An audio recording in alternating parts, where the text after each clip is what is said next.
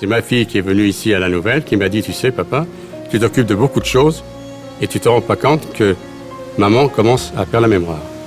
Nous connaissions Vonnie parce qu'elle venait lorsque nous avions des repas avec les conjoints. Elle venait, elle était donc très vivante, très agréable. Elle commençait de se dégrader. Elle tenait des propos incohérents. Je savais qu'elle était touchée par cette maladie.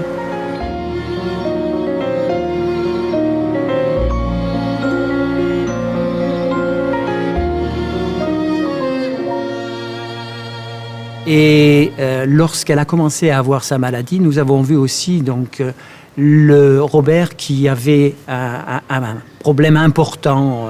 Il devenait triste. Lui-même était tellement renfermé qu'au début, il ne venait plus à nos réunions de Rotary parce qu'il n'avait plus le temps, il était pris constamment. Et donc, cette idée a germé progressivement dans la tête des Rotariens donc, de Port-la-Nouvelle. Et nous avons dit il faut faire à tout prix quelque chose pour ces gens, pour ces familles. Comment leur faire des choses. J'étais obligé, je ne peux plus la garder parce qu'elle ne me reconnaissait plus. Elle ne reconnaissait plus les enfants. Elle déambulait. Elle était agressive. Elle me disait bien souvent « Qu'est-ce que tu fais là Si mon mari venait, je ne vous connais pas, il faut partir. » Quand elle a commencé sa maladie, elle avait 69 ans. Quand elle était hospitalisée, elle en avait 76. Et elle est décédée à 79 ans. Voilà, c'est le cauchemar. Et on est toujours restés très unis. Et c'était très dur. Là, je ne peux pas en parler. Comment ?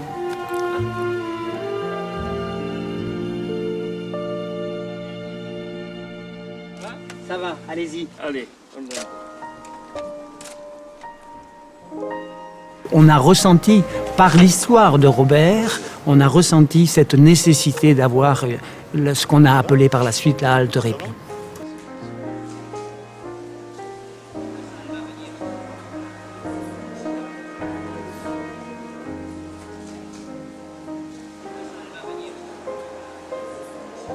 Bonjour, rentrez.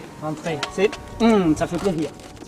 Je pense que notre réalisation correspond à un besoin des familles qui ont de temps en temps besoin de se reposer. Alors, elle vient une fois par semaine, donc c'est 3 heures. 3 heures. Me décharger, ça me décharge. Ça décharge surtout mon père qui, lui, est en permanence avec elle.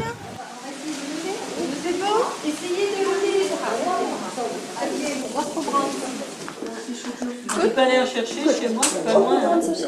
Non, mais je crois qu'il va être... Nous leur faisons faire des activités physiques, des activités intellectuelles. On danse, on chante, on dit des proverbes. On leur fait faire des découpages, des collages. Et donc, elle est beaucoup mieux. Voilà, elle est beaucoup mieux. Et il lui manquait, disons, un lien social, je veux dire. Et bon, c'est ici qu'on l'a trouvé. Mais ce qui est beaucoup de plus important, c'est qu'elle voit d'autres personnes et qu'elle communique avec d'autres personnes. J'ai énormément de plaisir à venir donc m'occuper de ces gens-là. C'est quelque chose qui me tient énormément à cœur. Ça m'apporte également beaucoup de plaisir, ne serait-ce que de voir ces gens heureux de ce qu'on leur amène, de ce qu'on leur apporte. Et voilà. Les familles nous disent toute leur satisfaction de voir leurs malades, leur époux, leur épouse, après ces séances que nous faisons pendant quelques heures, être plus gais, chantant même quelquefois, au retour dans la voiture. Et à un moment donné, j'avais même dit au Rotary, si on pouvait faire ça à l'échelon international, comme fait ici en France pour le Téléthon, ce serait merveilleux.